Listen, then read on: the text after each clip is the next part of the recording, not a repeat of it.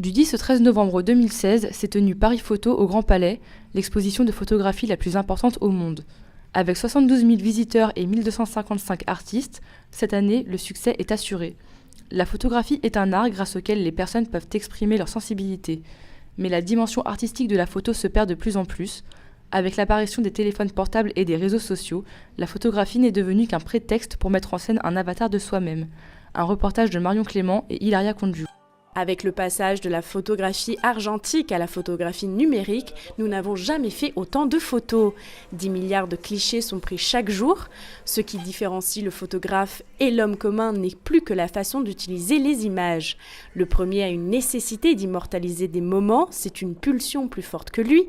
Le deuxième utilise la photographie pour montrer au monde entier son unicité. Les gens, avec les réseaux sociaux, presque se construisent un personnage avec toutes les photos qu'ils prennent, qu'ils sélectionnent et qu'ils mettent d'une certaine façon à certains moments. Chaque jour, 8 millions de photos sont publiées. N'importe quel prétexte est idéal pour poster une photo. L'homme ne savoure plus ses instants de vie, mais les prend en photo. Les réseaux sociaux peuvent être aussi une source d'inspiration.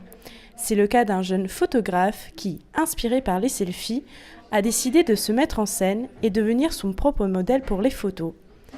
Pour lui, la photographie reflète l'individualisation grandissante de notre société.